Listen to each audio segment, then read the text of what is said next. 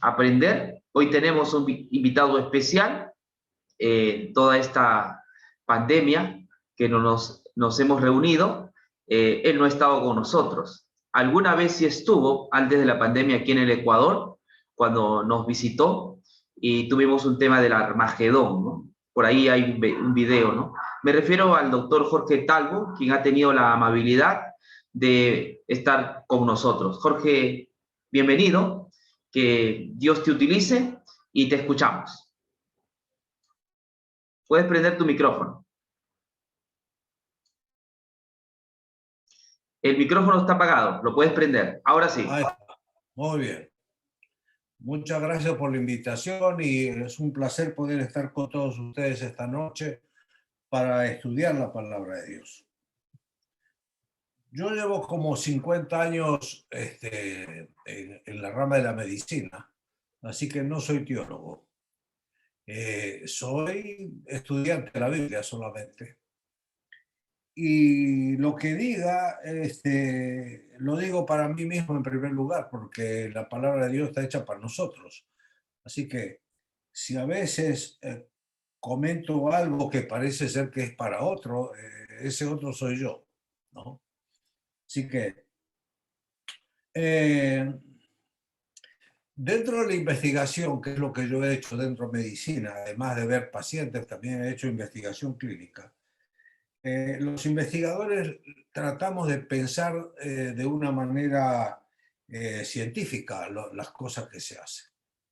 Y me llamó mucho la atención que Pablo dicen, tienen celo de Dios, pero no conforme a ciencia. Así que uno puede ser celoso de las cosas de Dios, pero con poca ciencia. Ahora, el doctor Lucas, que es mi colega, me llamó la atención lo que dice en el capítulo 1 del Evangelio según San Lucas, los versículos, y lo voy a leer. Puesto que ya muchos han tratado de poner en orden la historia de las cosas que entre nosotros han sido ciertísimas. Así que él dice que hay cosas ciertísimas, pero que él trató de poner orden en las cosas ciertísimas. Así que puede haber cosas ciertísimas, pero en desorden. Tal como nos lo enseñaron los que desde el principio lo vieron con sus ojos y fueron ministros de la palabra. O sea, los apóstoles les contaron cosas. Me ha parecido también a mí, dice Lucas, después de haber investigado con diligencia todas las cosas desde el origen, escribírtelas por orden, oh excelentísimo Teófilo, para que conozcas bien la verdad. Parece que Teófilo conocía mal la verdad. Entonces lo que él quiere es que conozca bien. Es verdad, pero no está en orden, entonces la conoce un poco mal. Ahora, no son los de afuera, sino los teófilos. Y teófilos son los que aman a Dios. Así que la gente que ama a Dios puede conocer mal la verdad. De las cuales, dice, para que conozca bien la verdad de las cosas en las cuales ha sido instruido. Así que a los teófilos los han instruido, pero los han instruido de alguna manera desordenada y conocen la verdad, pero mal. Aparentemente, dice Lucas eso. Así que, dice, después de haber investigado con diligencia todas las cosas ciertísimas que han ocurrido desde su origen, he tratado de poner en orden, a fin de que los excelentísimos teófilos conozcan bien la verdad de las cosas en las cuales han sido instruidos. Eso es lo que está diciendo Lucas. Vamos a poner orden. Son cosas ciertísimas, pero no en orden. Por ejemplo, a mí me enseñaron, o yo he aprendido, de que me tengo que arrepentir para que me perdone Dios. Y aparentemente el perdón es anterior al arrepentimiento. Porque dice que Dios nos ama desde antes de la fundación del mundo. y que Él ya decidió dar su vida desde antes de crearnos. Así que antes que exista el pecado ya existía el perdón. Aparentemente Dios me perdona y yo me siento tan atraído a ese Dios amoroso que me perdona que me arrepiento. Sin embargo, yo siempre me dijeron que el arrepentimiento viene primero y después viene el perdón, pero el perdón es eterno. Dios nos ama desde antes de la fundación del mundo. Ahora, Pablo dice en Gálatas 1, 6 y 7, dice, estoy maravillado, dice. En realidad, la traducción aquí debería ser, estoy desesperado o estoy chasqueado, ¿no? Más que maravillado. De que tan pronto del que os llamó por la gracia de Cristo para seguir otro evangelio diferente. Quiere decir que el evangelio es verdadero, pero si no lo conocemos perfectamente bien y en orden, podemos poner las cosas en un desorden que necesita ser puesto en orden. No que haya otro evangelio, dice, sino que algunos os perturban y quieren pervertir el evangelio de Cristo. Mas si aún nosotros o un ángel del cielo os anunciare otro evangelio diferente del que hemos anunciado, sea anatema.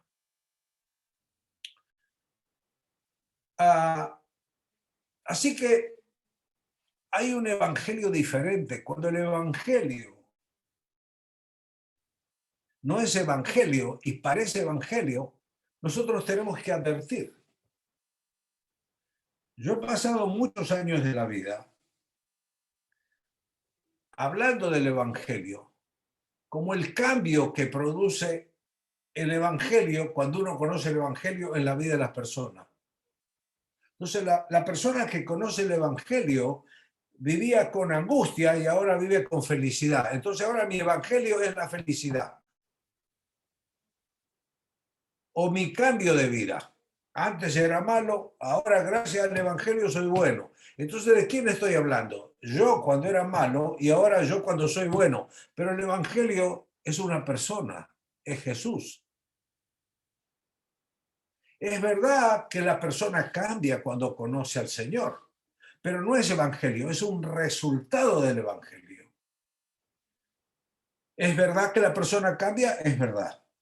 ¿Es verdad que Dios ama al pecador? Es verdad.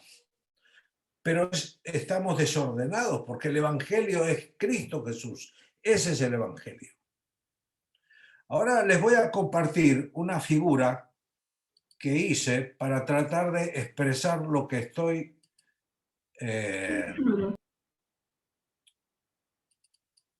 ¿se ve ahí? ¿Ustedes pueden ver? Sí se ve, sí se ve. Sí. Bien, lo voy a agrandar. Perdonen que esté en inglés. El evangelio es una persona y su nombre es Cristo Jesús.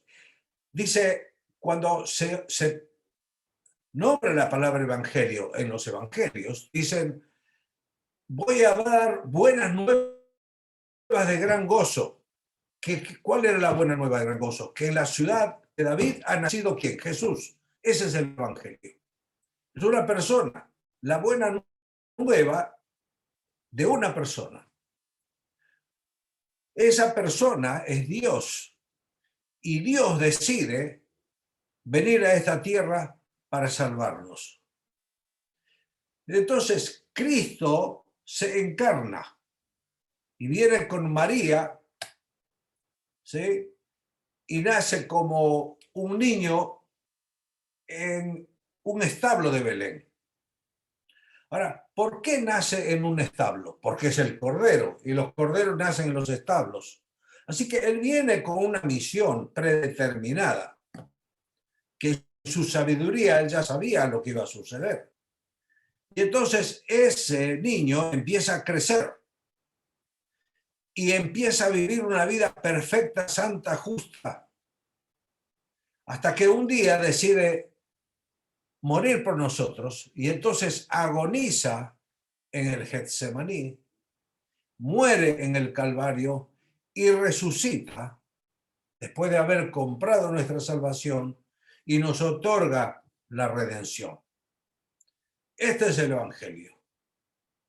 Así que es una persona que vino a realizar una tarea, y esa tarea es el Evangelio. Ahora, en el Getsemaní, ¿alguien me puede decir cuántos tiempos? ¿Se escucha o no? Sí se escucha, sí se escucha. 3 horas estuvo en el Getsemaní. ¿Cuántas horas estuvo Jesús en el Calvario? Y entre el Getsemaní y el Calvario, 18 horas. Quiere decir que el cristianismo acepta como sustitutivas 18 horas de la vida de Cristo. Cristo agonizó en mi lugar, Cristo murió en mi lugar. 18 horas. Pero Jesucristo vivió casi 34 años. Y entonces estos 34 años, que son desde la encarnación, el nacimiento, la vida que tuvo como niño y como adulto, como carpintero, esa vida perfecta, justa, también es sustitutiva. Quiere decir que Él estuvo viviendo en nuestro lugar. Y esa vida sustitutiva es la que entrega en la cruz del Calvario. Entrega 34 años, son 18 horas de sufrimiento, porque Jesús se estaba separando de la divinidad de su Padre por siempre, porque iba a morir la muerte eterna. No estaba pretendiendo separarse del Padre, sino que se separó del Padre. Pero lo que entregó en la cruz son 34 años de vida perfecta, y esos años son sustitutivos. Así que somos salvos por la vida de Cristo y somos salvos por la muerte de Cristo, y tan sustitutiva es su muerte, es decir, Él murió en mi lugar y Él vivió una vida perfecta, santa, justa en mi lugar.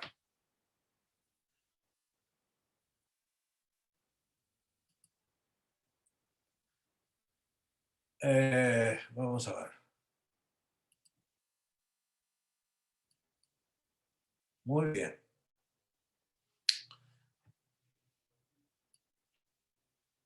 Les voy a mostrar otra diapositiva. A ver. Entonces,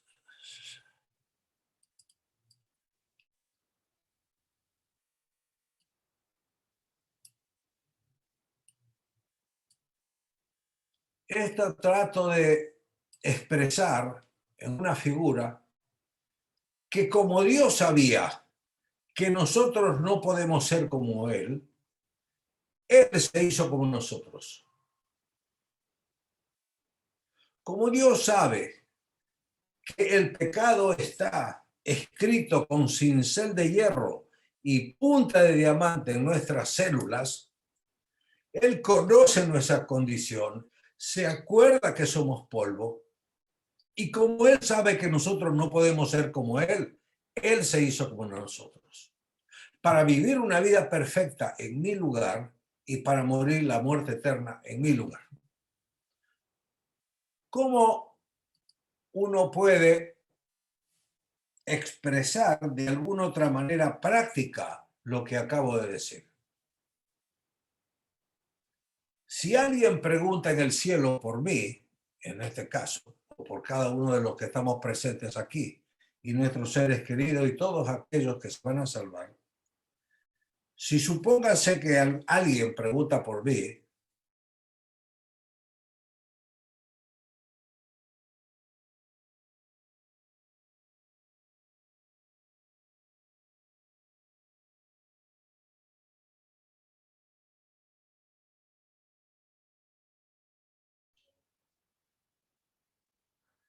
¿dónde yo nací?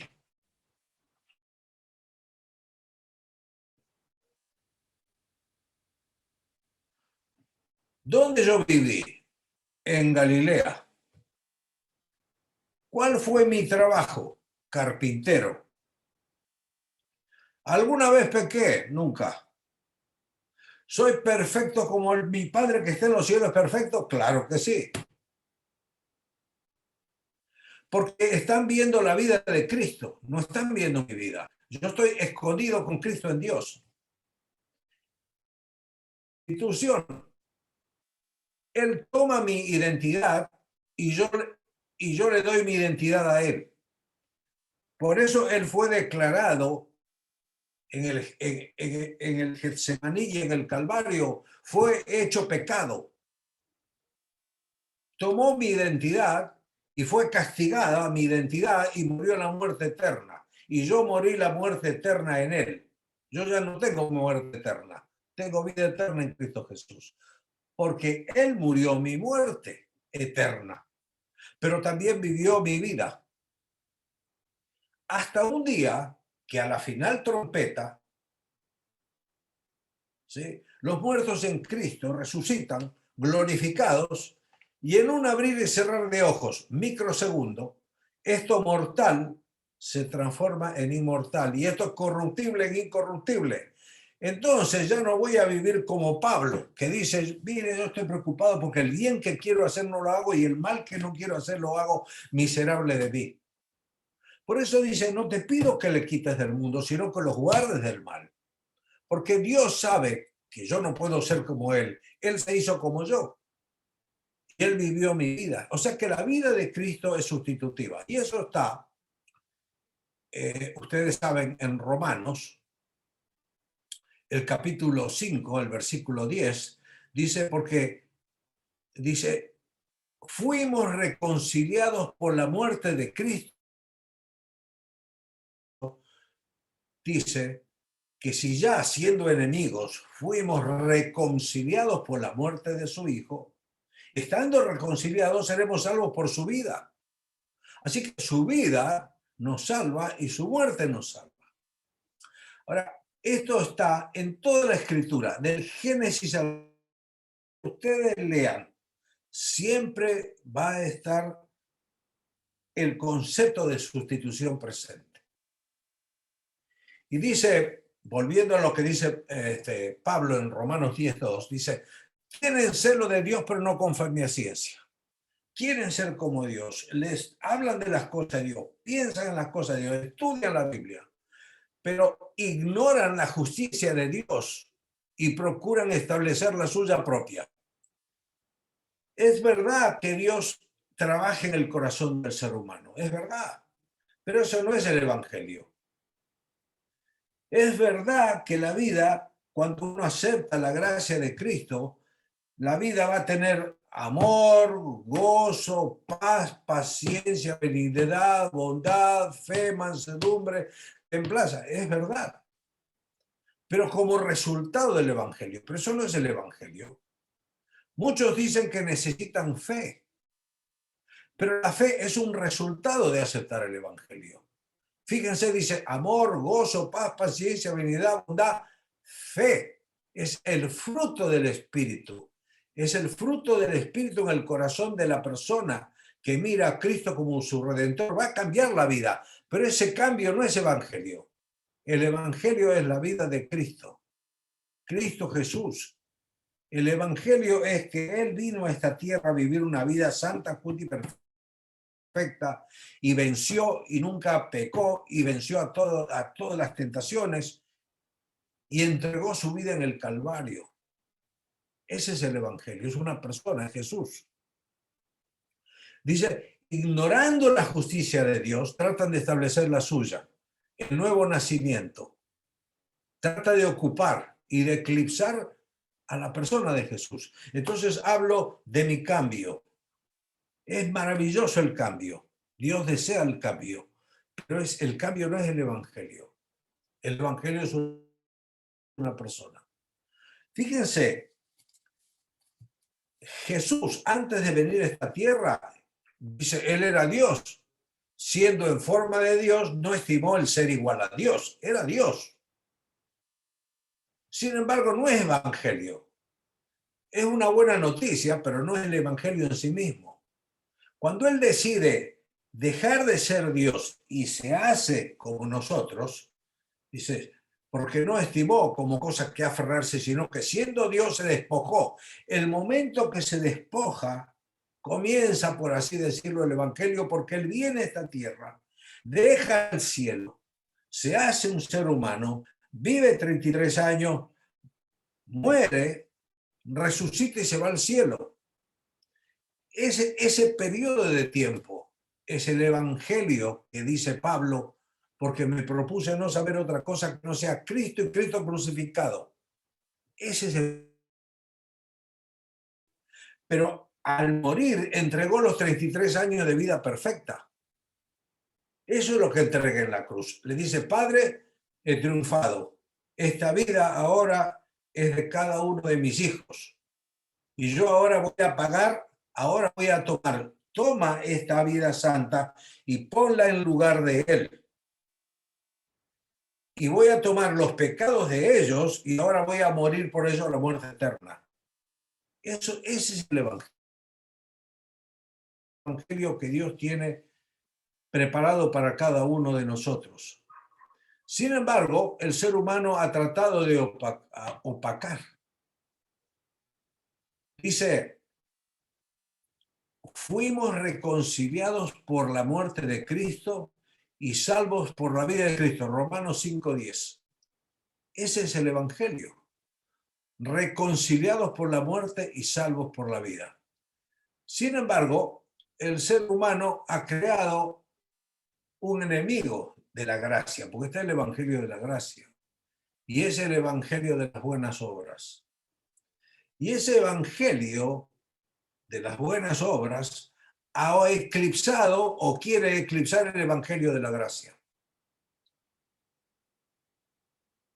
Sin embargo, Dios es claro en su palabra y nos muestra que somos salvos únicamente por la misericordia y la gracia de Dios, y es un regalo que Dios nos da si estamos dispuestos a aceptarla. Ahora les voy a compartir un gráfico sobre el enemigo del evangelio. Déjenme ver si otra vez estoy aprendiendo esto.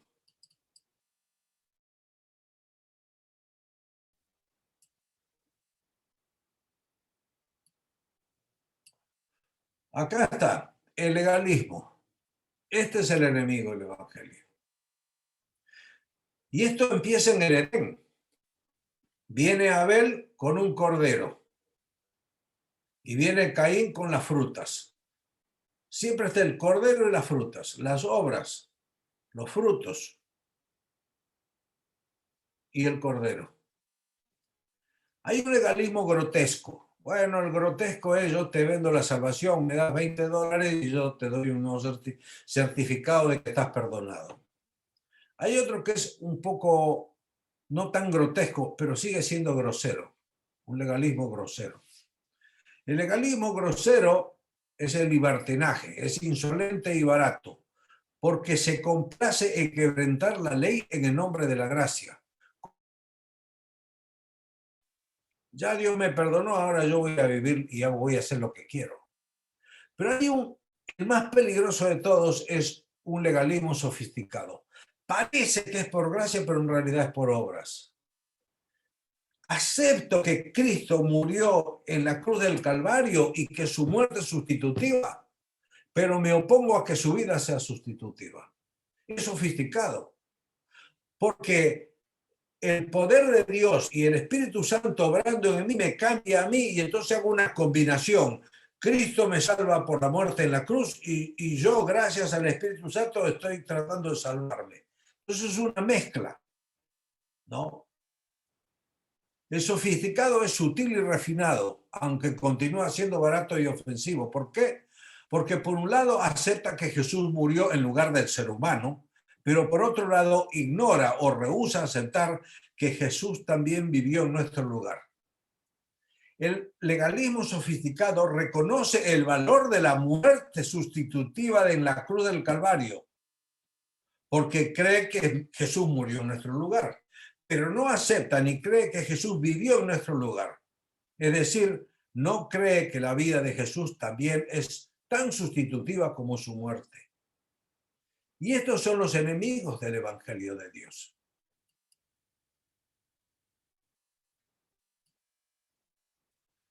De manera que lo que está haciendo el doctor Lucas acá es, dice, me puse a investigar con diligencia desde el principio, parece que se fue al Génesis, ¿no? Y dice, y he investigado con diligencia todas las cosas y las he tratado de poner en orden. Dice, de las cosas que nos enseñaron. Y me ha parecido bien a mí, dice Lucas, después de haber investigado con diligencia todas las cosas desde su origen, escribístelas por orden, oh excelentísimo Teófilo. ¿Sí? Nuevamente, Teófilos, los que amamos a Dios, tenemos que poner en orden la palabra de Dios. ¿Sí? Para que conozcan bien la verdad de las cosas en las cuales han sido instruidos. Ahora, ¿cómo puede ser que yo tenga que poner orden en las cosas de Dios? Bueno, ya en Génesis, el capítulo 1 y el versículo 2, dice que la tierra fue creada por Dios antes de que sea creado Adán y Eva. Dice, y la tierra estaba ¿cómo? En tinieblas, desordenada y vacía. Así que ya el Génesis dice que hay orden. Y luego Jesús, en Juan 5:39, hace una referencia muy interesante a lo que es poner en orden. Dice, escudriñen las escrituras con diligencia, así como Lucas. Jesús no dice eso, pero yo añado. Jesús está diciendo a los discípulos, no a los de afuera, a los externos, a los de adentro. Le dice, mire, estudien las escrituras con diligencia. ¿Por qué? Porque a ustedes, no a mí, a ustedes les parece que en ellas tienen la vida eterna. Pero lo que yo creo es que en ellas dan testimonio de mí. O sea, las escrituras, nosotros leyendo las escrituras, no encontramos la vida eterna. Lo tenemos que encontrar Jesús, y Jesús es el que nos otorga la vida eterna. Eso es lo que está diciendo Jesús. Investiguen con diligencia y dense en cuenta, les dice a sus discípulos, porque ustedes leen las escrituras pensando que van a encontrar la vida eterna ahí. No, las escrituras no les van a salvar. Lo que les va a salvar es el personaje que está escrito y que está oculto en las escrituras. Es la perla de gran precio. Por eso uno investiga las escrituras para encontrar a Jesús. Así que cuando estudiamos las escrituras, por ejemplo, encontramos la historia de Abraham. ¡Qué fe que tenía Abraham! ¡Qué hombre de fe! Admiro a Abraham. Es un gran personaje. Voy a hablar a Abraham y hablo de Abraham y todo lo que hizo Abraham. Bueno, y es un hombre de fe, el padre de la fe. Y ya me detuve a hablar de Abraham. Bueno, Abraham lo que hizo fue, cuando vino el faraón y luego cuando vino otro rey, amorreo, dijo, qué hermosa tu mujer, ahí la tienes, es mi hermana, llévatela nomás. Este hombre de fe dio su 2 veces, ¿no? Sin vergüenza, prefiere que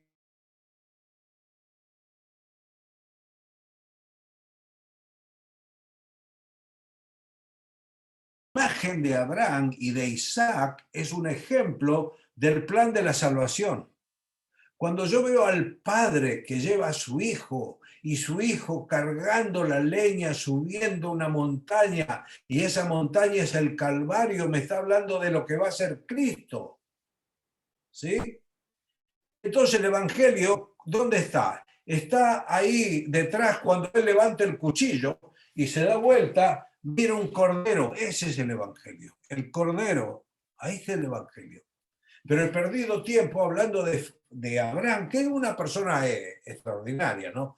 Yo estoy haciendo un poquito de alegoría para hacerlo más chocante el asunto, pero en realidad la historia de Abraham es la historia del conflicto de Cristo, ¿no? cargando la leña, cargando, y dice, y el Cordero Dios provee. Ese es Cristo, es el Cordero de la historia de Abraham.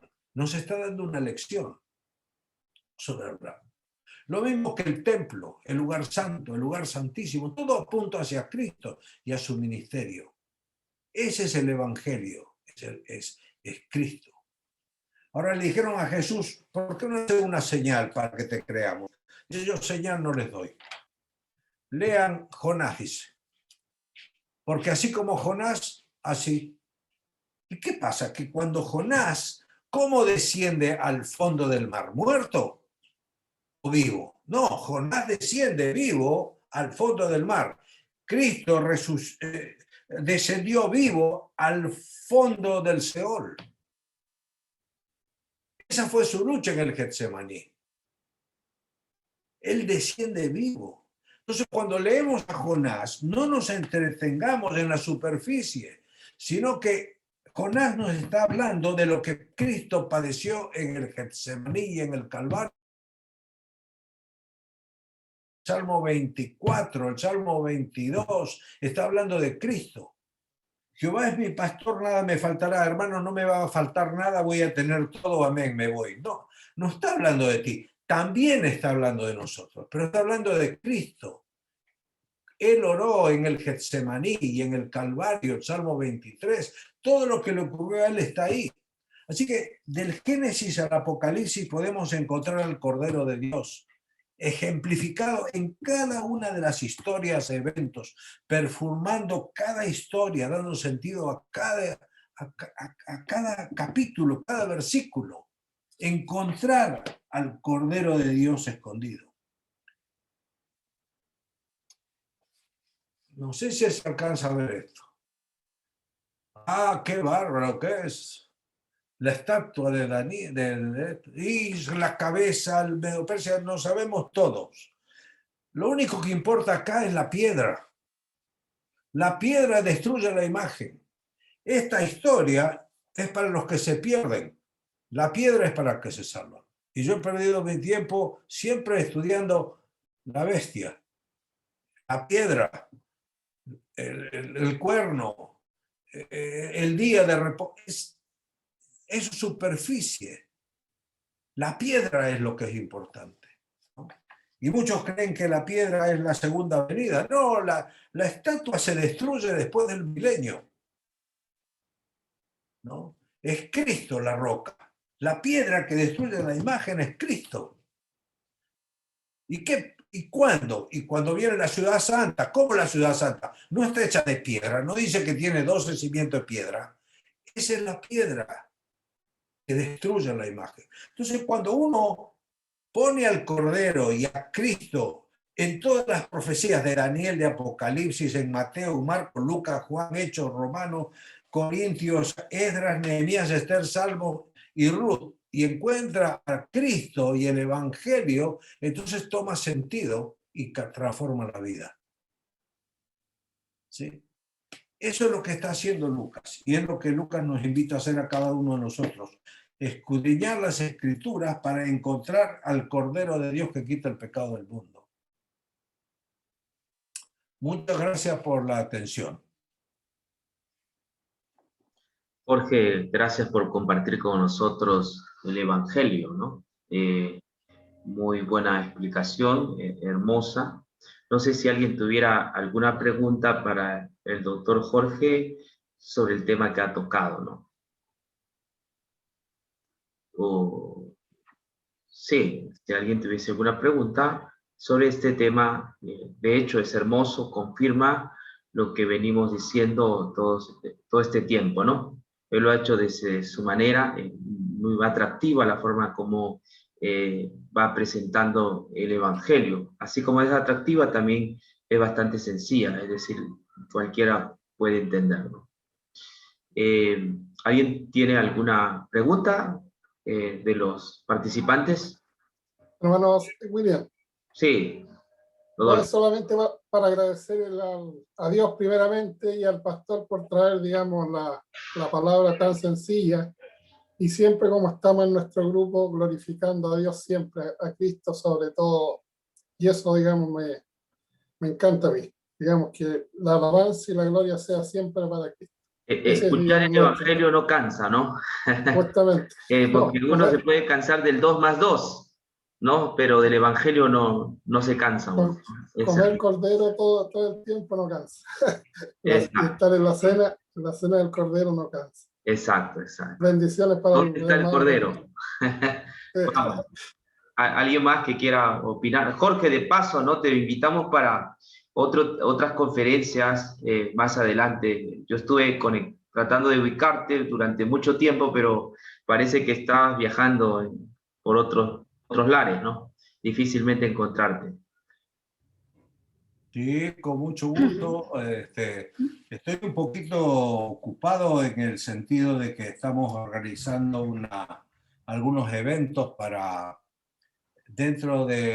sobre todo para incremento de las defensas del cuerpo humano en la lucha contra los virus, ¿no? Entonces, estoy haciendo algo de vitamina D y eso, entonces he estado un poquito viajando por eso y escribiendo algo. Sí. Pero va a haber oportunidad de que podamos conversar porque tengo algún material interesante, sobre todo del libro de Daniel que lo estaba leyendo últimamente. Qué bueno, maravilloso, maravilloso, Jorge. Buena noticia. Ahí está Gabriel. Gabriel conoce a tu hermano, ¿no? No sé si conocías a Gabriel Sí, a mi Jorge. hermano, mi hermano siempre lo era muy bien de todos sus amigos. Así que si son amigos de mi hermano, son amigos míos. Jorge, mientras hablabas, acá estoy con mi esposa, necesariamente tu rostro nos traía el recuerdo de tantas horas que pasamos con Patricio. Él fue pastor de la iglesia aquí en Buenos Aires, en nuestro lugar. Durante 5 años lo tuvimos como pastor y muchos más años como amigo. Aquí en casa se quedó a dormir inclusive más de una vez, así que hemos compartido muchos años de estudio con él. Qué bueno. Me alegro Sí, de conocerlos. sí. Y alguna vez también me habló sobre ti. Así que te conozco por referencia. Ah, bueno. Yo quería agradecerte por la presentación de esta noche. Aprovecho para hacer una pregunta, y no es porque no lo hayas dicho, sino solamente para enfatizar. ¿Qué pasa cuando una persona que se entregó a Jesús no percibe que su vida cambió para bien? ¿Significa que su justificación desapareció, que su perdón cesó? Cuando no hay evidencias personales que permitan asegurar que uno fue justificado por los cambios que supuestamente debiera haber.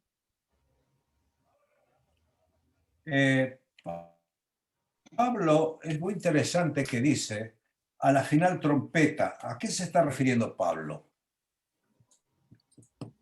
Se está refiriendo a justo 2 minutos y medio antes que Jesús nos lleve al cielo. Vamos a suponer que sea una cosa así. Ya Jesús está viniendo a buscar a sus hijos y 2 segundos antes resucitan Adán, Set, Enoch, Canán, Malalel, Jarel, Taler, Abraham y todos los que quieran mencionar. Resucitan como glorificados. Como Adán. Y nosotros vamos a estar todavía inmundos. Y entonces, en un abrir y cerrar de ojos, ocurre un milagro. Esto corruptible, dice Pablo, se vuelve incorruptible. Y esto mortal, inmortal. Hasta ese momento, nosotros somos perfectos en Cristo. La vida de Cristo es sustitutiva. Yo ya soy perfecto. ¿Cuánto por ciento? Similar al Padre Eterno. Pues dice, Jesús dice, hablando a los discípulos, le dice, sed perfectos como vuestro Padre que está en los cielos es perfecto. Y la única manera que yo sea perfecta es que Cristo sustituya mi vida por su vida. Entonces ya somos perfectos. Ahora somos perfectos e imperfectos. santos y pecadores. Somos las dos cosas. Y Pablo lo dice. Dice, fíjense, Pablo está cerca de morir cuando dice eso. Dice, yo el bien que quiero hacer no lo hago, o sea que no hace el bien. Y el mal que no quiero hacer lo hago, o sea que hace el mal. Miserable de mí, ¿quién me librará de este cuerpo de muerte? Nadie, hasta la final trompeta. Entonces, nosotros estamos enfocados en nuestro cambio, y eso es alejarse del Evangelio. Nosotros estamos enfocados en la vida de Cristo. Él es mi garante, Él es mi sustituto. ¿Sí? Entonces, somos perfectos en Cristo, aunque en realidad somos imperfectos. Hasta la final trompeta.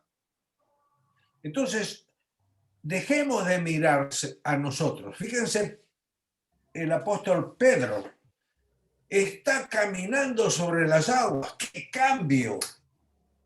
No se hunde, camina. Vienen las olas y él camina por arriba. ¡Qué maravilla, qué cambio! El momento que empieza a ver a los discípulos para decir, miren mi fe, mi cambio, como el nuevo nacimiento, ¡pum!, se hunde. Hay que mirar a Jesús solamente. Y cuando Pedro miró a Jesús y Jesús miró a Pedro, Pedro se convirtió en el patio de Anás y salió a aullar amargamente. Y su vida cambió. Entonces, nuestra misión es mirar a Jesús y no mirar a nuestros triunfos. Somos salvos por las obras de Cristo y no por mis obras buenas o malas.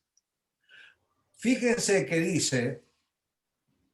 dice Pablo, le voy a leer acá, dicen, tienen celo de Dios, quieren ser buenos y luchan para ser buenos y son cristianos y estudian la Biblia, hacen todo, y oran y hacen todas las cosas, ¿no? Tienen celo de Dios, pero no conforme a ciencia, porque esa no es la forma de tener celo de Dios. Porque ignorando la justicia de Dios, ¿qué justicia? La vida de Cristo, esa es la justicia. Cristo viviendo demostró su justicia. Somos salvos por su muerte y por su vida. Entonces, ignorando la vida de Cristo, tratamos de establecer nuestra propia justicia. Y nuestra justicia, ¿cómo es? Bueno, vamos a tratar primeramente de decir cómo es nuestra injusticia. Es como estiércol. O sea, la vida sin Cristo es como estiércol. Pero ahora yo acepto la gracia de Dios y cambia mi vida. Ahora mi vida, ¿cómo va a ser? Justa. Pero ¿cómo es la justicia del hombre? Como trapo de inmundicia. O sea, mejoré de estiércol a trapo de inmundicia. Una mejoría aceptable. Pero en realidad lo único que sirve es la justicia de Cristo. Porque Dios quiere que seamos 100% perfectos, 100% justos. No 99.9, no, 100. Como el Padre que está en los cielos es perfecto. La única manera de ser perfectos es que Cristo, cuando dicen Jorge se presenta a Cristo y dice, me llamaron, alguien me llamó. Y cuando yo entre al cielo voy a entrar escondido detrás de él. Todos nosotros vamos a entrar escondidos. Ninguno va a sacar la cabeza para mirar porque nos vamos a hundir. Entonces ya aprendimos y entramos con Cristo. Estoy juntamente crucificado. No vivo ya yo, mas vive Él en mi lugar. Su vida es mi vida, su muerte es mi muerte. Como yo no puedo ser como Él, Él se hizo como yo. Así de simple es el Evangelio. Muy bien, Jorge. Hermoso la definición del Evangelio. Está la invitación para una próxima oportunidad. Ahí nos comunicamos en privado. Bien, hermanos, hemos concluido la reunión de esta noche, sobre todo el sermón. Vamos a escuchar este himno para ir culminando. Llévame a la cruz.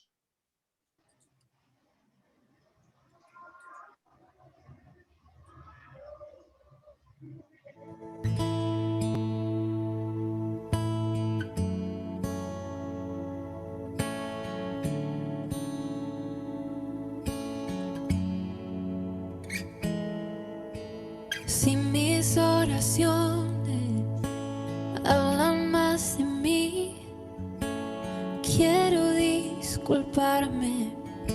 Se trata de ti. Si me he olvidado de lo que un día fui, vuelve a recordarme que nada soy sin ti. Ven y llévame a la cruz, donde solo existes tú.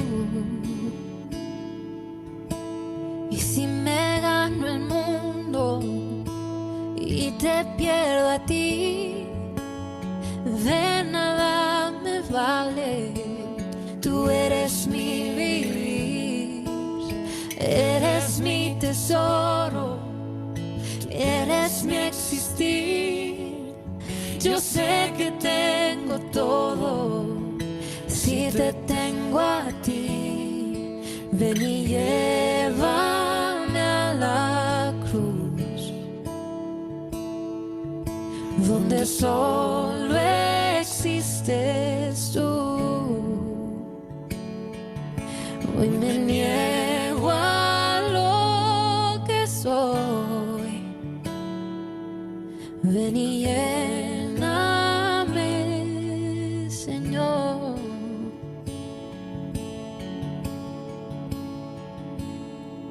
Ven y llena nuestro corazón, ven y llena nuestro corazón, ven y llena nuestro corazón, Jesús.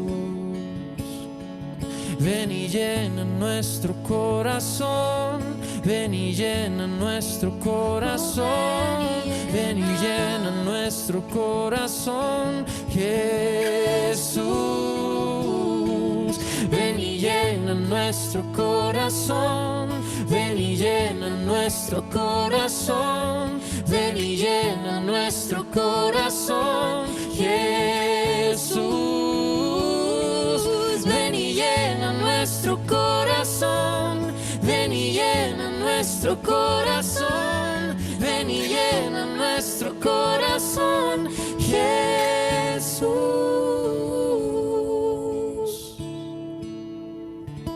Jesús, Jesús, no hay nadie igual,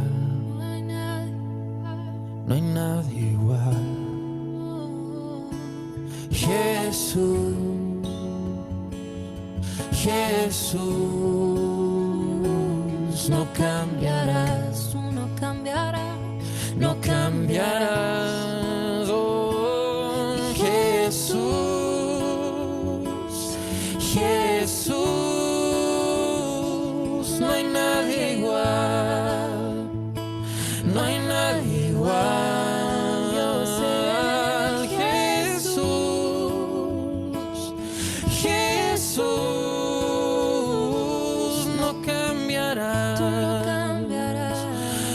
Cambiarás.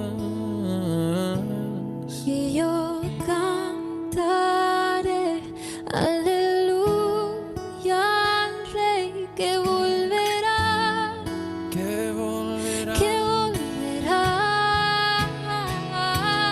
Y yo cantaré aleluya por la eternidad, la eternidad. Y yo cantaré aleluya al Rey que volverá, que volverá, que volverá. Y yo cantaré aleluya por la eternidad, por la eternidad.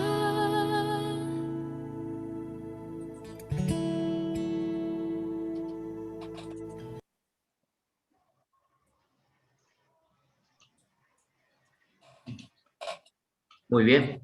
Bueno, vamos a tener la oración final. Voy a pedir a Rodolfo que por favor nos ayude con la oración. Padre Santo y amantísimo que moras en los cielos, gracias te damos porque podemos ir al trono de la gracia para encontrar oportuno socorro. Gracias, Señor, porque tú nos has dado este maná hoy día, Señor, para nuestras vidas, para saber y seguir confiando que tú eres nuestro Salvador, nuestro sustentador, representador de nuestras vidas, Señor. Gracias porque has muerto por nosotros, has, digamos, sacrificado tu vida para rescatar la nuestra. Gracias te damos por todo aquello, Señor. Bendice a cada uno de mis hermanos que están en esta noche, aquellos que están enfermos, Señor, sé tú poniendo tus manos sanadoras sobre ellos, para que ellos puedan también recuperarse. Y aquellos que están enfermos espiritual también, Señor, dale con tu mano, tu espíritu sobre ellos. Gracias por todo, Señor. Bendiciones para todos, Señor, en esta noche, para que podamos dormir tranquilos y confiando una vez más que tú nos sustentarás cada día de nuestra vida. Por Jesús lo imploramos. Amén.